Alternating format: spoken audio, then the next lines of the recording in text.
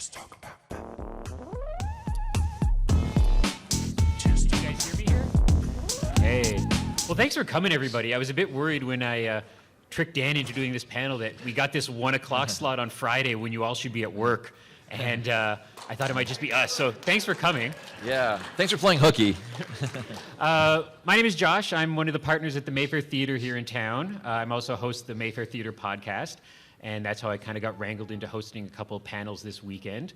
And one of the first ones on my mind was to do one with Dan, because he was in town. And Dan is real kind of a geek fan favorite and has so much to talk about. And we've only got 45 minutes for a 30-year career. Mm-hmm. So I'm just going to wing back and forth, just have a casual conversation. Nothing too fancy, but I'll just be kind of clicking back and forth through a bunch of pictures that I downloaded of Dan's career. And just to get it out of the way right away is he's in the midst of his third Kickstarter for Die Kitty Die. Mm-hmm. Thank you. Thank you. And I've been a proud supporter. And I was just saying, whether you're 4 or 40, it's so cool to get your name in a comic book that you think is really awesome. So he's in the trenches of that right now. Oh, yeah.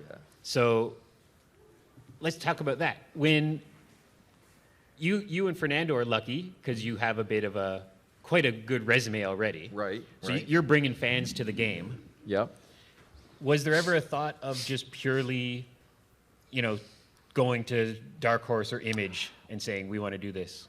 We had thought about it, but we've worked for so many companies for so many years that we know when other editorial crews get involved, they kind of change your product. Yeah. So we just wanted to do something completely our way, and then sink or swim with it, however it went. So we just decided to do the first series the way we wanted to do it. If a publisher wanted to pick it up, that would be fine. If not, that would be fine too. And fortunately, the Kickstarter did really well, and then Chapter House ended up picking it up to distribute it. And the reason we keep doing the Kickstarters is because we like to have the control. Like we pay for the product. Like we pay the artists and the writers, and we do everything. And then we fulfill it, and then Chapter House gets it afterwards, and they distribute it the regular way. Right. And like how grassroots is this? Like when you're sending out buttons and T-shirts, is that you guys licking envelopes and or our family members? Right. Yeah, friends and family members. I mean, I have a son from college, so I know he'll be doing this summer. Yeah. Well, I remember it was I Kickstarted in with Jim Lawson from Ninja Turtles fame, and got the package in the mail eventually, and it was his very recognizable handwriting on the parcel. And just as a Ninja Turtles nerd, I didn't want to get rid of the parcel. Like, that seemed like part of the thing. But it's amazing where there's this misconception that anybody at a successful point in a career still doesn't have the money in the bank or the resources to just say, yeah, I'm going to cover this all by myself. And sometimes, a lot of times with movies as well, people will be like, oh, you're a celebrity, why do you need to do that? And you're like, no, I still need help. We still need to do this. Oh, sure, absolutely. Yeah, I mean, people think we lead a glamorous jet set life during these comic conventions. And they don't see us lugging our suitcases in. Yeah. Where's your entourage? Well, I'm my entourage. Yeah. So let's backpedal a bit. Yep. How soon after school were you drawing Archie? I was drawing Archie in school. That's crazy. Because they had sent the editors from Archie came and were looking at portfolios. I went to the Kubert School, by the way, which is a school in New Jersey. It specializes in comic book art. And they came, and we knew they were going to look at portfolios. I had Archie samples because I was like an Archie guy even before I worked at Archie. So I had some samples ready. And it was funny, as I was always kind of picked on for being like this guy who liked Archie so much. And yeah. then I got work, and then so back at you, So I started doing like one-page gags and single-page gags during my third year, and they started using them in the Archie books. So then when I graduated, I had some things published. They were going to buy more stories from me and stuff, and then they asked me about just a couple of weeks after graduation, do you want an office position or you want to work in the production department? And then they said you can work in the production department, and then at nighttime you can do freelance. I was like, well, that sounds like a good gig. So I got to learn all the ins and outs of comic book production when I was, working on staff. Yeah. And then going home at night and working till 3 o'clock in the morning drawing. But I was young then, so I could do that. Yeah. And the reason I got the job up there, because I found out like a little later, is because there was a guy in the art department they let go because there was a cat in the Archie office, and this guy was allergic to cats. So instead of getting rid of the cat, they got rid of him. So I'm not allergic to cats, and even if I was, I would have pretended like I wasn't. Yeah. It's amazing because were there other people in? So you went to the Kubert School. Yep. So most other people there, were they wanting to be superhero? Yeah. Yeah. It's like there's like 90% want to be into superhero stuff, and then like there's like the other people like us who either want to get into animation or cartoons, and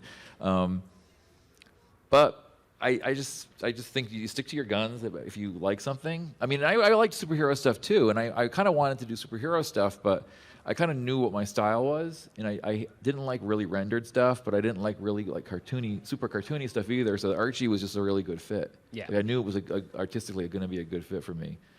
So timing works out too. I mean, it's a combination of things. So I just was lucky too. When you were working that quick, did you get to be like, look, Mom and Dad, I got a job already. See, this was all fine. Oh yeah, and that was nice. I mean, because I kind of figured. It was funny because then when I got out of when I started working at Archie, then I got a job offer from Hallmark. Okay. And so I flew to Kansas City. I took the interview anyways. I wanted to just keep my options open. Yeah. Even though I already had a job, and I interviewed at Hallmark, and then I kind of knew Archie was going to be for me because I would have to move to Kansas City. I would be designing cards, but I wouldn't you don't get your name or credit on anything. Like, they kind of don't want you to have an identity. But they've got really good benefits and all that stuff. So I was like, well, do I want to do that? And but I definitely made the right decision.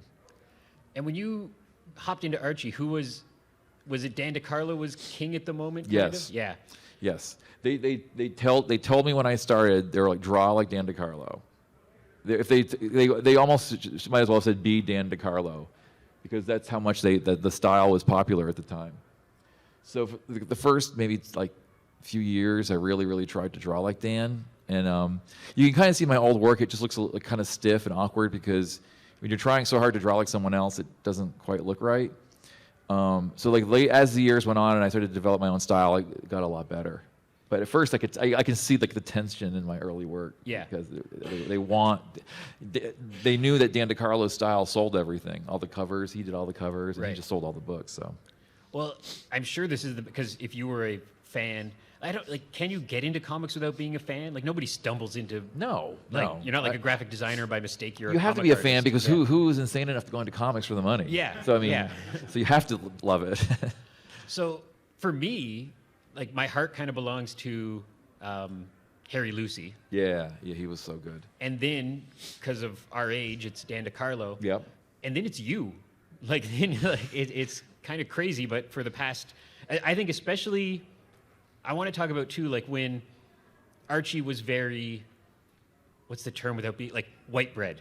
Yeah. That's appropriate. And even with diversity, really, it was a couple black characters maybe for a long time. Right. And at the time, I'm sure that was kind of controversial when that happened, maybe a little bit.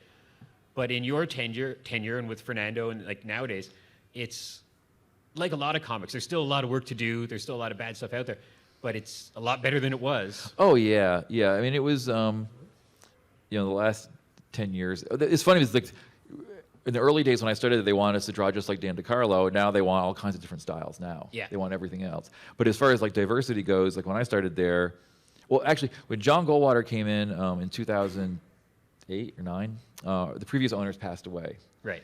And he came on board, and he took over the company, and he's like, just why is it looks like the 50s? Like, are there any like minorities here? And I was like, well, we've been trying to add more characters. I remember once in the early 2000s, I had a story where I was gonna have Betty and Chuck go on a date, and they were gonna like have a romantic date, and my bosses stopped it. Wow.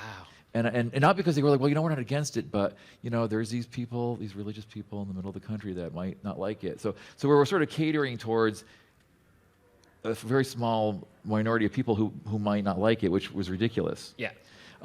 So then as time went on, like, then when we had a lot more diverse characters when John Goldwater came on board, and we had a Kevin Keller who was a gay character. Yeah. So we were then like, we were like, well, what are the reasons to not have minorities and gay characters? And we really couldn't think of any. Yeah. Other than catering to a small-minded group of people.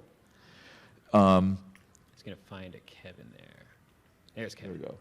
So when we introduced Kevin, like the Archie fans loved Kevin because we knew they would. Some religious, I don't say religious kooks. What's a better word? Nuts? I don't know. Yeah. They had some problems, but okay, There's moments like this, and I remember the publicity. I remember it hitting the mainstream media with Kevin, and I've never been. It's a point of pride when both it seemingly. I remember reading a release or an interview, probably with John, where whoever said we're going to pull advertising, whoever said, and it was that these groups, these faceless groups, who were like you're going to lose all your advertisers, and that Archie stood up to it, and then that the fans supported it, and then it became a bestseller. I was just so proud of that everybody kind of stood up. Well, and in the old days, we would have probably backed down, or wouldn't have done it in the first place. But we would have been, really wary over, a few people getting angry. But this time around, it was sort of like, they had more, they had more balls this time with the new owners, and they were just like, we know this is right because we know that this is what represents, America. Yeah. And not just a gay character, but like adding more minority characters too. Because before that we had Chuck and Nancy, and that was about it. And now we added a whole bunch of different characters who came to Riverdale, and it just was like a no-brainer because it made the books better. You had more characters. It just was smarter. Well, didn't Kevin Keller wasn't one of the best-selling issues ever? Well, it was the first time an Archie Comics sold out. Right. The Veronica, the issue he appeared in. Then about a year later, we did the Life with Archie magazine, which was like the story where Archie marries Betty and Veronica. Oh, yeah. And Kevin was in that book too. This is like set in the future, so it's like they're all adults in this book. So Kevin in the storyline gets married to his boyfriend. Right. So it actually didn't get a lot of attention because we weren't putting out press releases saying, "Oh, here's a marriage, gay marriage, put us on the news." We weren't doing that. But the magazines were in Toys R Us in the States. Okay. And some group, 1 Million Moms, here, remember that name? Yeah. There's about 30 moms, not a million. They saw it and they were outraged. They were like, "How can you sell something like this in a children's store?" So the outrage from that caused the book to sell out like almost immediately. Yeah. So they pushed the sales right off the charts. And there was actually copies that were like left over from when it came out, and then they actually pushed it to sell out. I don't understand how people don't get that that's how it works. Like when you say, I know. You say don't listen to Elvis, all the kids are going to go listen to Elvis. Exactly. And then what they were offended by was, two male characters getting married who were in like a loving relationship, that were like a committed relationship, and like one was a war veteran. Like there was so little to be against, and I'm sure not one child in the country was offended by that. It was their parents who, And especially with Archie, I always laugh at how it's a family-friendly book with teens in these crazy love triangles. Right. Where if you think just a little too much about it, you're like, something's going on there already. Right. I mean, in real life, if you had a character like Archie, chasing Betty and Veronica the way he does, I mean, he would almost be considered like a stalker. Almost. Yeah. I mean, but it works in Archie world. Yeah, I don't know. But I mean, and it's the same thing too. Like when Kevin was introduced, and he was like, what's going to be happening? All the immorality that's going to go on with the gay character. Archie was the chasing these, Betty and Veronica. Like, no, there was no tomorrow. Yeah. So and then kind of Kevin 2.0 is the Life with Kevin. Right. And that is even a bit further. Right. That's what you can do when you're out of high school. Right. So basically, he's living it on his own in the city, and he's dating and stuff because he can date more freely when he's not. There's only so much you can do when you're in Riverdale. You can't. Yeah. And so in this series, he's got a job in the city. He's struggling. He finds out because you're a really good-looking, popular guy in high school doesn't mean it's going to translate into the real world. And he's living with Veronica, not by choice. But Veronica gets kicked out of her house, and she doesn't know what to do. So she lives with Kevin, and she sort of becomes like his foil. Like, whenever whenever he has a date or something, Veronica's there to kind of ruin it.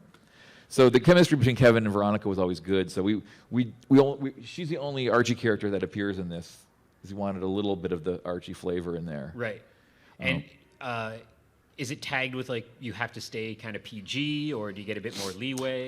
A bit more leeway. I'd say it's PG. I Yeah. mean, I don't draw nudity nudity, and stuff. yeah. There's no nudity. No, I don't do that in comics. But Yeah. so but it's like sexier. Yeah. It's sexier. It's fun, and it's like I said, it's something you wouldn't see on a sitcom. Is there an issue, I guess, under John's tenure? Was there an issue you were like, wow, Archie is changing, or was it more of a bunch of stuff that happened at the same time? Well, I think the Kevin thing Yeah. was the first time I knew that we were onto something. Yeah. There was a change coming. But before that, we were introducing a lot more diverse characters, which felt good. Different. We were actually using different skin colors when we were coloring our comics. Yeah. Not just the white color. Yeah. Or the whatever you call it. So it was nice that we were representing what's really out there. I mean, when you look at what our kids are going to school, the places our kids are going to school, there's a lot of different kids of different nationalities. It's, Riverdale, in 1958 looked like kind of like the Andy Griffith Show. It was just everything. There was not a black person around. Now that's not true. Well, I remember it was just the tail end of Kevin Smith's show of Comic Book Man, and he was sitting around the table with the comic book guys, and one of them was very hesitant about this Mark Waid, Fiona reboot of the series. Right. And he said, no, Archie should be this, this, and this. And Kevin was like, well, no, like that's like the 50s. So you're saying like, kids probably want to read books where there's cell phones and internet and multicultural and stuff like that. And they kind of laughed about it, and I think it's been proven right, because I love the Mark Waid book a lot. Well, and the thing with Archie is that, and there's some people who only like classic, and there's some people that only like the new. Yeah. But I think Archie lends itself to many different formats, obviously, because it's worked in so many formats. You've got Riverdale, you've got the Mark Waid reboot, you've got classic Archie, you've had Little Archie, you've had Archie 3000. I mean, you've had so many versions of Archie, and people seem to flock to all of them. So it's a testament to the characters. And you got to go and visit Vancouver and Riverdale. Yes. How was that? That was great. Did the actors, because sometimes I imagine actors aren't comic geeks. Well, I guess either they had been like primed that I was coming or something. Yeah. They're like, oh my God, you're the Archie guy. So I guess they were told about me. Yeah. But they were great. It's very intimidating because they're also good looking, and there's not an ugly person on that show. Even though the parents are like ridiculously good looking. Yeah. So it's you're like you feel like you're walking into like a Calvin Klein ad when you're on that show. Well, I think it's funny because if I was always surprised this hasn't happened 20, 30 years ago, like especially during like 90210 times. I was so surprised there wasn't an Archie show, or in the kind of John Hughes era. There was always so many close calls or near attempts that happened. Like when Saved by the Bell came on, supposedly that came on because an Archie deal fell through. If you watch Saved by the Bell, it's basically right, Archie. Yeah. There was, I think, the movie License to Drive that was in the if you've ever seen that, it was in the 80s with with the Coreys. Coreys. The Coreys. Yeah. That was supposed to be an Archie movie, and Corey Haim was supposed to be Archie.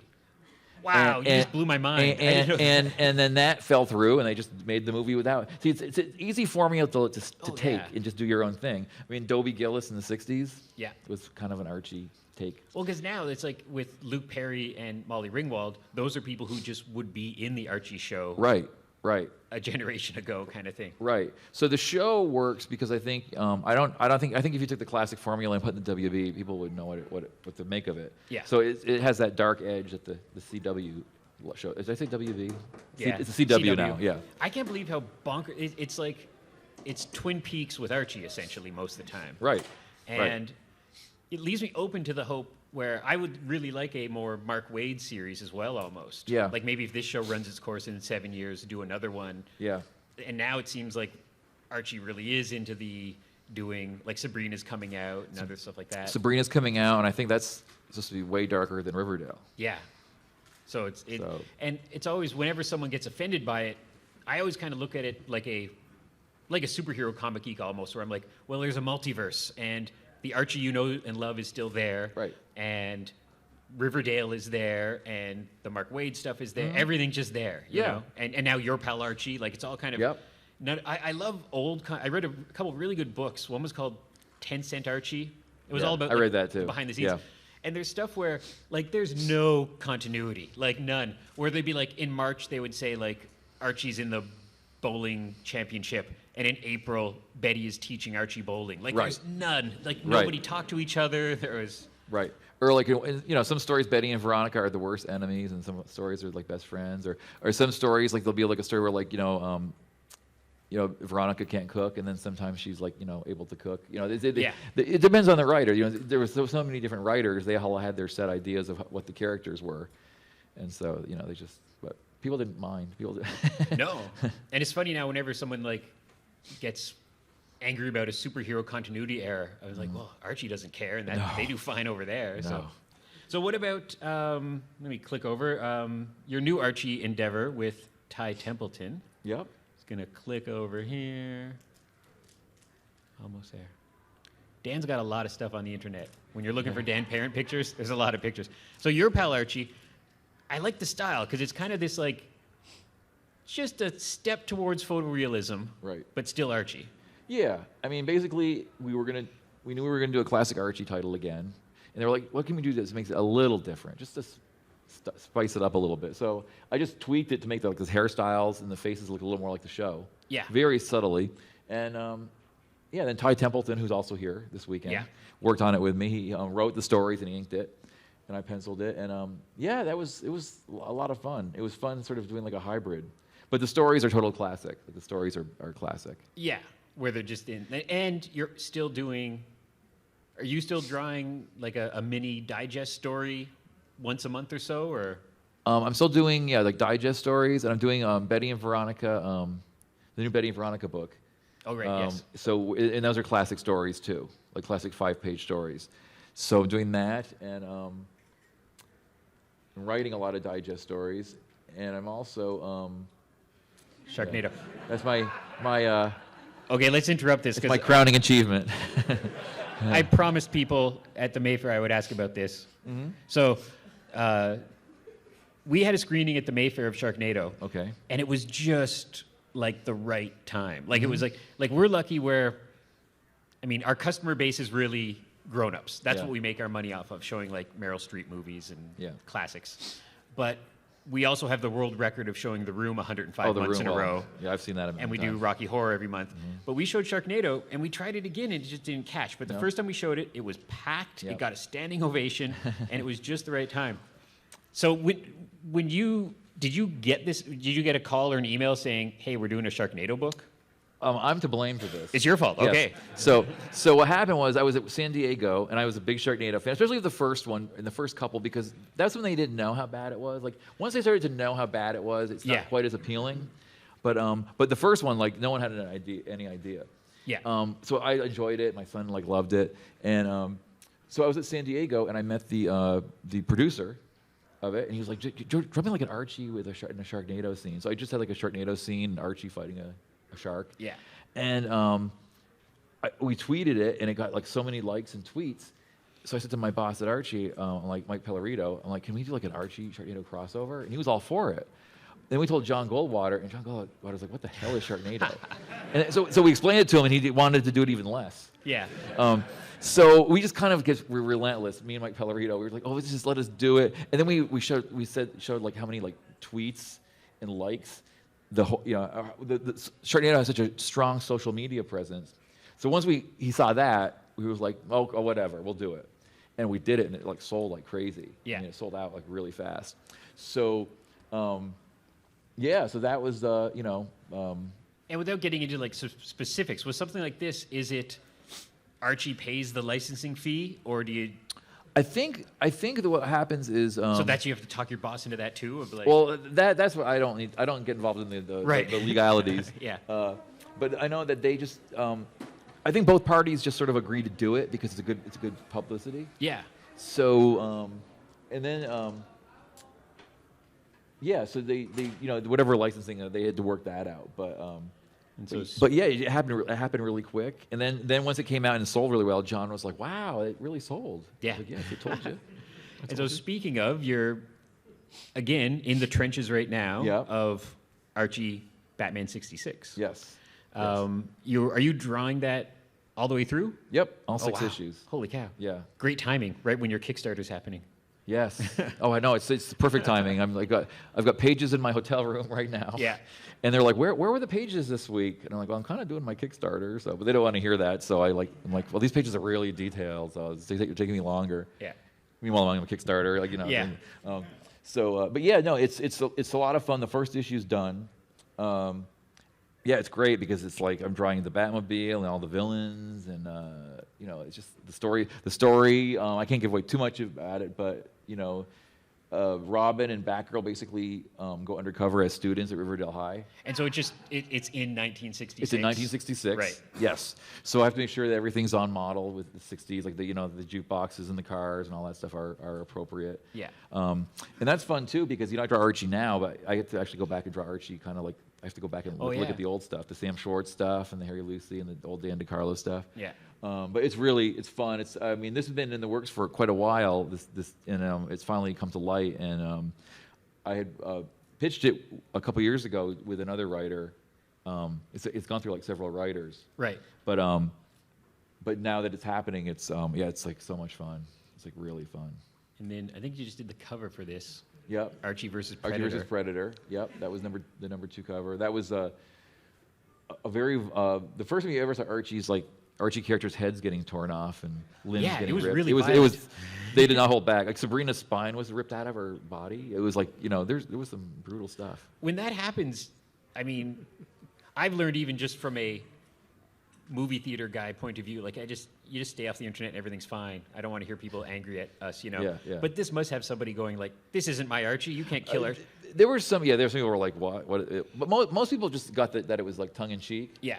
But yeah, there were some people who didn't like the violence of it. I like people who don't understand that they could all die here and it's not the end of everything. Oh, I yeah. think some people think that when this comes out, you've actually killed Archie. Well, the end. I still get the question all the time, because 4 or 5 years ago in Life with Archie, they did kill Archie off in that Right. one book. Yeah. So people still come to me and they're like, "Why did you kill Archie? Why?" Yeah. Would I be sitting here now if Archie were really dead? This is like 5 years ago. Well, even like I remember when I was a kid, or when I was a teen, and they killed Superman, and I was a kid, and I remember like the 6 o'clock news, and people were just freaking out. Yeah. And I was like, he's coming back, right? You know he's coming back, and people are buying up all the issues, and Yeah. I'm like, these aren't going to be worth anything if we all have one, Right, yeah. So when people don't understand that you can kill Archie in Life with Archie or kill Archie with Predator, and the digest are still going to keep coming out. The love triangle continues on, even Yeah. after Predator. Yeah. And then you're doing fun stuff like this Archie Blondie cover, Blondie, yep. which is my my cell phone right now. Oh, cool. Yeah, that was fun. I actually, I'm to blame for that too, because the Archie series was out, and they were getting different bands in each issue, and I'm a big Blondie fan. Yeah. So they were like, I said, we should do Blondie, and they were like, yeah, but how are we going to get that going? So I just emailed Chris Stein from Blondie, and he's like, okay, I'll do it. And I forwarded it to Archie, and then That's amazing. it's really easy sometimes to get these things done.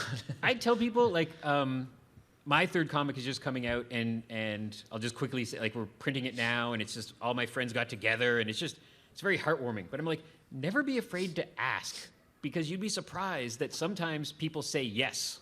And Absolutely. And they say no too. But, Yes. but I mean, as far as the Blondie thing, I mean, it was like, you were like, why not? When I was in film school, one of my classmates got approval from Bob Dylan to put a Bob Dylan song in their short film, and everybody was like, "You're not going to get that." And so sometimes it works. Sometimes It doesn't hurt to try. Yeah. It never hurts to try. Is it? Does this have to go through Blondie trademark Blondie company to get a pass? Yeah, they have to approve all the artwork. So, Yeah. and I just did the cover. I didn't do the interiors. Right. But they had to look at it, and like when we did Archie Meets the Ramones, that had to go under more scrutiny. And I think a couple images were rejected because I guess the wife of one of them who's running it, like I guess she didn't like the likeness or something. So there was a little more back and forth with that. But with the Blondie thing, Well, they're all alive, so it's easier. It's harder. Right. It's harder when someone's dead, and then they're like an attorney or a family member is trying to act on it. That seems to be more difficult. Yeah.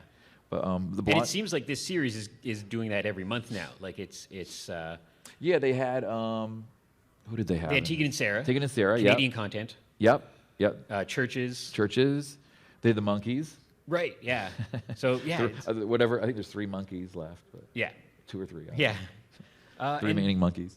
Then you're another project, Betty and Veronica. Yeah. And so will that get a different subtitle each issue? Is that how? Yeah, it's that's what they're each one. Like the next one is like travel stories where they travel around. Yeah. And then the third issue is like all like storybook kind of stories, like parodies of storybook fairy tales. So yeah, so each issue is a different one. And this is like classic, not new Archie classic, right? Not your pal Archie classic, but like really classic. So that just came out last week, and you know, people still like a classic Archie title. We found that out. Archie, it's I was reminiscing on this because my local grocery store just got rid of their magazine rack. They had a giant magazine shelf, and it's all gone now. And I remember used to be able to get comics everywhere, and then it whittled down, and then it was like Mad Magazine and Archie. Yeah. And now at the checkout at like Walmart, there's still Archie, but like that's it. Yeah. And so Archie seems to have been able to hang on to that distribution tool still. They sell so many books at the checkout stand. Yeah. It's like a perfect place because a lot of it's like there's like a nostalgia factor where people who are older read it. Oh, I'll pick this up for my kids or my grandkids. Yeah. Or they're having a tough day and they say, oh, you know, that brings me back to my youth. Yeah. But we sell, I think that's where we sell more books than anything we sell at checkouts. Well, and what I think is fascinating is like that tradition, like the holiday specials, the Christmas specials. Mm-hmm. My mom has bought me an Archie Digest at Christmas in my stocking every year for 35 years, I think. And so you have that repeat business. You have that not just nostalgic factor, but I think there's that romantic image of a kid at summer camp with like a tattered Archie Digest. Right. And I think now it's kids on tablets doing that now. Yeah. From what I understand, Archie was really good at embracing the new digital technology. Right. I think they were, if they're not the first, they were one of the first companies that did they released the books digitally the same day as the print books. And that's a big deal. Because a lot of times, they found out that a lot of people live in rural areas or can't get to a comic shop, so they can always download it. And a lot of times, people will download and read it. They'll pick up the paper issue anyway, right? But they just want to read it right away. So that seems to move a lot of books. Well, and I always thought, like, worst case scenario, and I don't think it'll completely go away. I think much smaller. The same way that, like in Ottawa, we still have, like, right across from the Mayfair, there's a bookstore, and down the street there's a record store. They don't have 50 employees and don't have to sell X amount a day. It's smaller. Yeah. So I think the brick and mortar stores in Comic Shoppy here in town does really well by having game nights and a really big free comic book day and all that kind of stuff. Yeah. So even if comics go extinct, I think they will live on digitally. Right. If for some reason tomorrow all the paper is gone, yeah, people would still read on digital. Right. And are you still drawing on paper? That's what I like. Do I have a picture? I like the old schoolness of Archie where I think from what I understand, like, it's still lettering. If you buy a piece of Archie original artwork, you're still getting the word balloons. Right. Anybody else you get, it's mostly digital coloring, digital lettering. Right. So and some of the Archie art is the lettering is done separately now. Like the 32-page books now, pretty much it's separate. But the digest stories are still like that. Right. Where it's penciled, it's sent from person to person, hand lettered. Yeah. And you'll still see that. Do you think there's a point where that will go away just for ease? It might, because, like I said, the 32-page books, when we did the reboot, and because people worked a little differently, they're like, Fiona's a digital artist. Right. So that's kind of when it went away. So, but I think it'll hold on probably for a few more years. Yeah. And as far as the work goes, I still draw, on paper, whereas some artists draw all digital. Yeah. But I draw on paper, but then I do scan it into the computer, so I can edit and color it on the computer. But there is a physical component. Yeah. Which is helpful when you're selling art at comic book conventions. It's nice to have that physical thing. Oh yeah, I always think that, like, you can't sell a digital piece. Yeah, you can't sell. Yeah, and I know so many people who are purely digital now. Yeah. And you're missing a little bit of a on-set sale there. Yeah. As I thought, we're going to run out of time. It's 10 to 2 now. I think I'm going to get like the wave to wrap up in about 5 minutes. I got more questions, but does anybody here have any questions for Dan? Are we good? Oh. Do you want to just ask it, or do you want them to go to the mic? Yeah, go to the microphone there so everyone can hear you. And then if anyone else has questions, we can do the same. Hey. Just wondering, how did you get the inspiration for Die Kitty Die, like the character? Yeah, we just wanted to do something different that was on our own. I mean, it's still not that different because it has like the Archie-ish style, but we just wanted to do something that was a little more satirical. And basically, when you read Die Kitty Die, you can tell we're poking fun at the comic industry. And the basic plot of Die Kitty Die is she's a comic book character. Her sales are terrible. They don't know what to do, so her publisher decides to kill her off to boost sales. So they recruit all of the other comic book characters in that company to try and kill her off. Whoever is successful at killing her, they might get their own book, their own fame. So it's sort of like, I mean, I guess it's like a sexier Roadrunner cartoon where they're trying to kill her, you know. So I mean, but it's a lot of inside jokes and parodies of pop culture things we like. You'll see a lot of Harvey Comics influence because I was hugely influenced by Harvey Comics growing up. So you see a lot of that. But basically, we just do what we want, and hope people like it. And so far, we've been pretty lucky. So, Thank you. Thanks. I am a big Die Kitty Die fan. What's happening with Chapter House? Because I mean, that's not on my pull list. But then I saw the crowdfunding thing. So Yeah. do you haven't done it for some of the others? So is this now that they won't do it unless you do the crowdfunding? Maybe Well, explain a bit we how that goes. crowdfund it on our own because we're like control freaks, and when we've been offered, we've a couple of other publishers have offered to take it, but they want to, you know, they don't want to let us control to do everything with it. So by doing this, we can just do the whole thing, and then we just deliver them a finished product. So and then when we with the Kickstarter, you know, the Kickstarter folks get the books first. You know, we do it for them. Then when all that's done, then Chapter House releases it for comic shops and that kind of thing. Like the floppies, we don't do floppies for the Kickstarter. We just do the digital copies in the trade, and then they do like single copies for comic shop. But yeah, it's basically because we just want to control it. Okay. Thanks. I don't have a question, but I did want to say, in reference to the Archie Sharknado, Mm-hmm. one of the joke I liked the best was actually with Melody. Someone told her she looked like that girl who survived that Sharknado attack. I kind of like that one. Right. Tara Reid. Yeah, 'cause she yes, played you her in get the yes. movie. There's that Josie Tara Reid. Yeah, Yes, yeah, absolutely. Yeah. Good call. Hi. Oh, here's trouble. Yeah, how are you? I just wanted to ask, what prompted you guys to start doing Die Kitty Die? Is there something that happened that you just said, okay, that's it, we're starting our own thing now? I mean, I think it was just because we were like old, and we were like, we better just do something that we can like, that's ours. Because you know, I mean, as much as I love working for like other companies and doing, you know, other people's properties, it's just fun to do something that you own, and then we can do whatever we want with the characters. And that was really it. I think that was, you know, so that was. And I guess you know, it's like it's almost like a, you know, a little bit of security. Like if something were to, if the, you know, everything were to go away, we'd have, you know, Kitty that we could work on. Yeah. Because you said at the beginning that you didn't want to work with other companies because of editorial lines and stuff like that. Yeah. But yeah. Die Kitty Die is highly editorial, isn't it? Highly editorial. Yeah. As far as what do you mean editorial? Like the first time I read it, I come to you guys and I said, okay, so who's the angry one and who's the perv? Well, So there's so a we borrow a lot from real life. Let's say that's why it's a parody. It's a satire. So there are many things you'll see in there that remind you of things in life. But you know, that's open to interpretation. Okay, so I'm the angry and perv. That's it.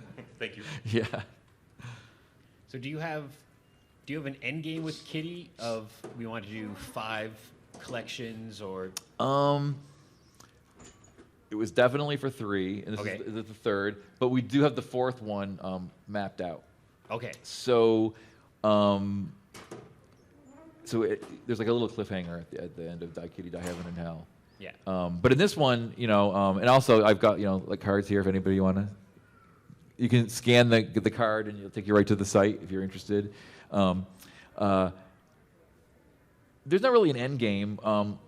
I like trilogies, so this could be sort of Right. looked at as a trilogy, but like I said, we definitely had the next one in our heads, and we know what we want to do. Yeah. So, but we also are, we've done some one shots like that aren't part of the story. Right. We did a Christmas special. We're going to do a Halloween special this year. So, those are just standalone things. Oh, did you go on like Free Comic Book Day in your local store and do a thing for the Die Kitty Free Comic Book Day special? Actually, I was at a convention last week. Oh, okay. So it could, but yeah, it was well, this year we had the Free Comic Book Day book, which you probably have seen, and that was great because that sort of introduces you to the world of Die Kitty Die if you haven't looked into it yet. And the story gives you, it's like a primer for this next series too. So it worked well with that, and we were really lucky to get a Free Comic Book Day book. That was really pretty exciting.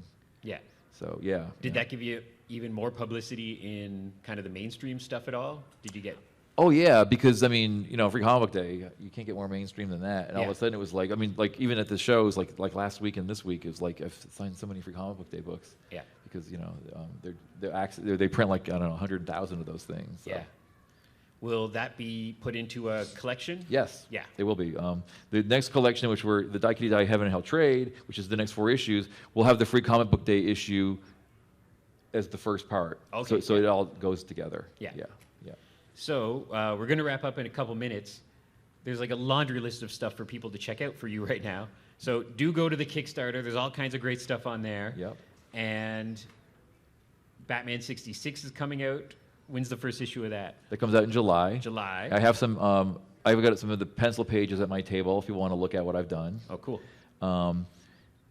Yeah, Batman 60, the regular Archie stuff, the Kitty stuff, and And then Betty and Veronica. Betty and Veronica. Yeah, that's going. So I was going to take a break this year, but it won't be happening this year. So next year I'm taking a break. If you go visit Dan at his table, he will be drawing pages from Batman 66 probably or something like Well, that. I have them, so I've cut a couple, but mostly the hotel is good for that. It's a little tough, but they will be getting worked on this weekend for sure. Oh my God, it's just like a double work day. It's like you schmooze all day and sell stuff at your table and then go home and sit in the hotel, and it's that rock and roll comic book artist it's the lifestyle. life. It's glamorous. It's very glamorous.